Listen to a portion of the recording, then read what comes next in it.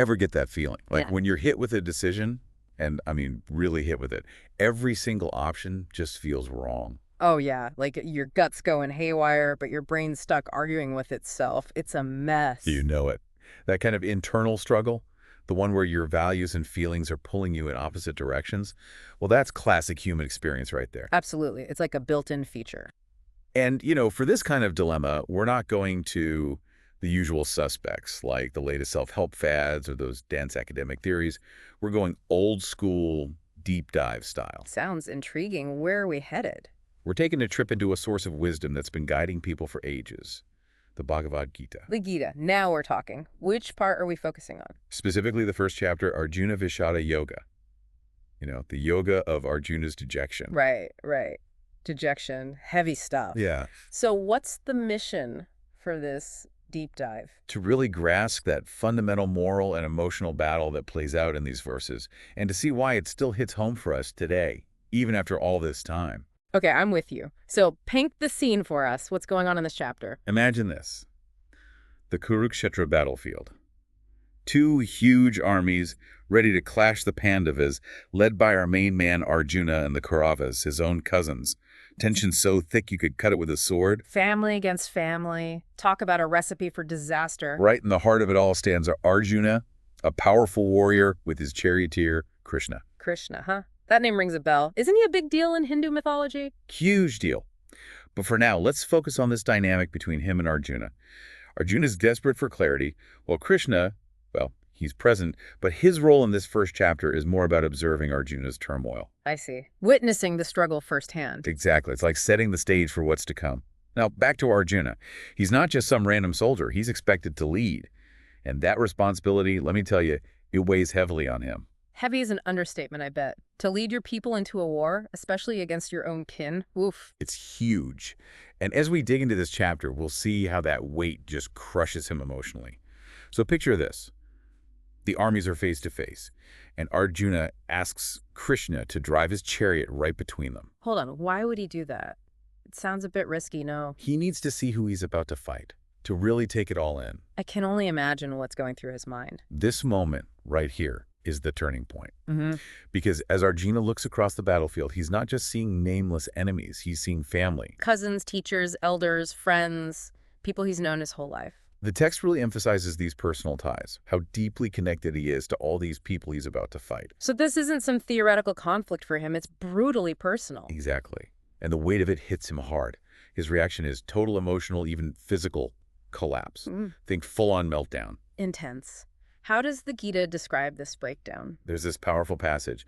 Seeing his kinsman standing before him, Arjuna spoke these words in sorrow. My limbs fail and my mouth is dry, my body trembles and my hair stands on end. 1.28 to 1.29. Wow. That's heavy. Limbs failing, dry mouth, trembling, hair standing on end. It's not just sadness, it's his entire body reacting to the sheer despair. You really get a sense of how torn up he is inside. Yeah, you can almost feel his anguish. But there's a lesson here, isn't there? Something about facing those tough emotions head on. Totally. Arjuna's paralysis, this whole breakdown, it shows us that ignoring a deep moral conflict won't solve anything.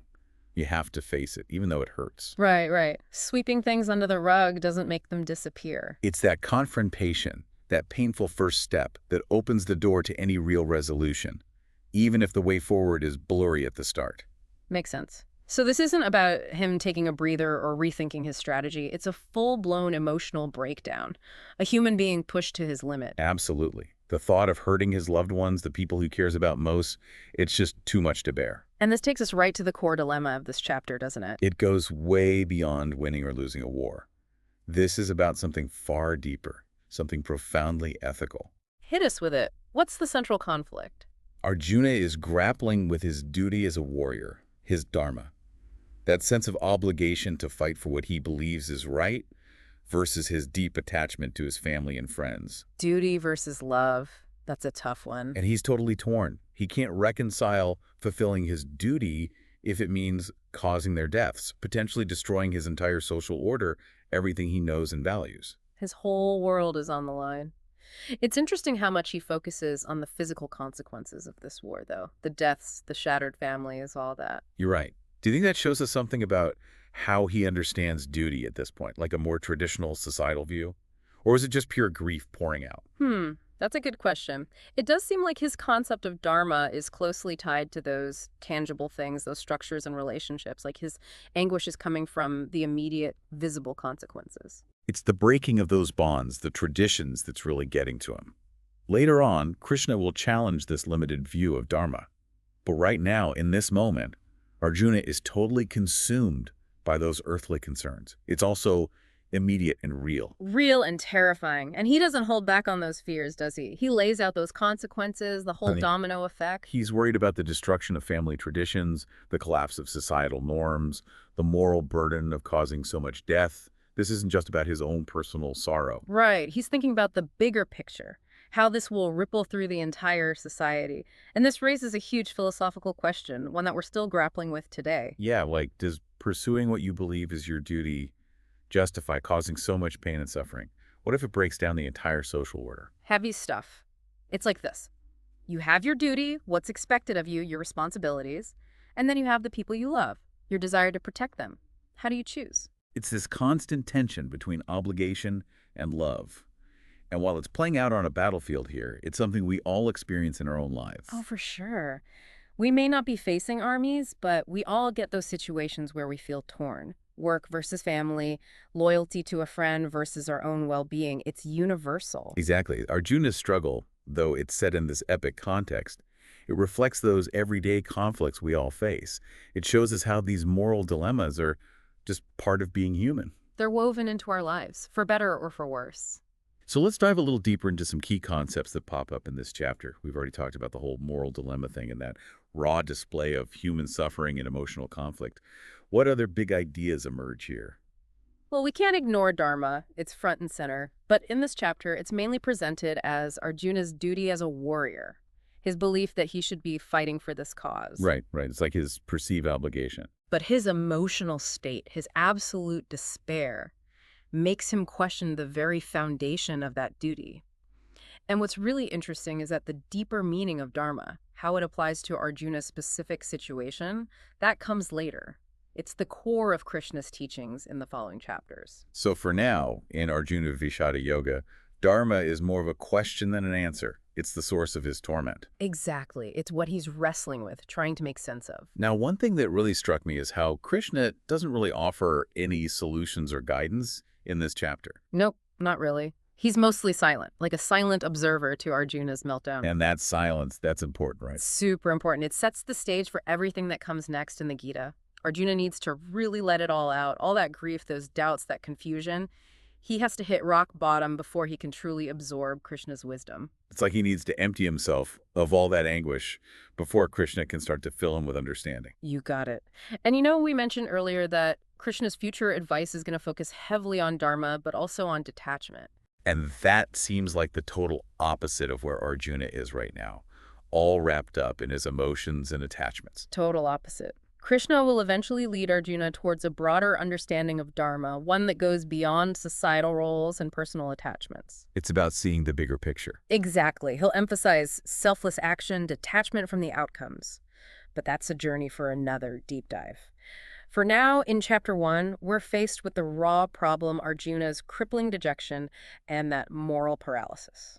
So let's bring this back to our listeners. What can we, regular people who aren't, about to lead an army into battle against our families, what can we take away from Arjuna's very human struggle? It's about the universality of that inner conflict. We all hit those walls where our sense of obligation clashes with our feelings, where we have responsibilities pulling us in different directions. And the potential consequences, they just feel overwhelming. Too many options, all with their own baggage. Right. Arjuna's experience shows us that the first step is simply acknowledging that conflict exists. Before you can even start looking for solutions, you got to be honest with yourself about all that emotional and moral turmoil brewing inside. So it's about facing those tough feelings, not trying to bury them or pretend they're not there. Exactly. It's like acknowledging your own personal dejection, your own inner chaos. That's the foundation for finding clarity and eventually maybe some resolution. Makes sense. It's like that saying, the first step is admitting you have a problem. That's the one. And Arjuna's breakdown, as dramatic as it is, it highlights how important self-awareness is, especially when you're dealing with these complex moral issues. It's not a weakness to struggle with those emotions. It's part of being human. It's part of the process. By confronting those emotions, articulating those doubts, that's how you lay the groundwork for growth and transformation. And for us, that means taking the time for some honest introspection, really understanding those conflicting feelings, figuring out where that moral and emotional distress is coming from. Do that before you start looking for answers. It's like prepping the soil before you plant the seeds. Okay, so to wrap up our deep dive into the first chapter of the Bhagavad Gita, Arjuna Vishada Yoga, we've seen Arjuna, this mighty warrior, brought to his knees by sorrow and confusion right before a huge battle. And this wasn't just him getting cold feet. This is a deeply human response to the realization that he was about to fight his loved ones. And that core moral dilemma he's wrestling with, duty versus attachment, it's a poignant reminder that those big abstract concepts, they play out in our personal lives all the time. Those clashes between our obligations and our emotions, they're real. And we've touched on those key concepts introduced in this chapter: the nature of moral dilemmas, the universal experience of suffering and emotional conflict. And we got our first glimpse of Dharma, initially presented as Arjuna's duty. But we know that's going to evolve as the Gita unfolds. Oh yeah, there's so much more to unpack there. And let's not forget Krishna's silence. It emphasizes just how heavy Arjuna's struggle is, and it preps us for that transformative guidance that's coming later. It's all about setting the stage. But the big takeaway for you listening right now is this: acknowledge those inner conflicts. Don't run from them. Before you can deal with tough choices or find solutions, you gotta be honest with yourself about all that inner turmoil. Arjuna's dejection, in a way, it's like a necessary step towards his eventual enlightenment. It's like that darkness before the dawn. And it reminds us that grappling with those tough emotions, it's not a sign of weakness. It's part of the journey towards wisdom and deeper understanding. It's how we grow. Couldn't have said it better myself. So as you go about your day, think about a time when you were torn between what you felt you should do and what you really wanted to do. Yeah, that clash between duty and personal attachment, we've all been there. What parts of Arjuna's struggle resonated with your experience? And maybe even more importantly, what kind of deeper understanding, like the wisdom Krishna will offer, might have shifted your perspective back then? It's definitely worth pondering. We've only just scratched the surface of the Bhagavad Gita,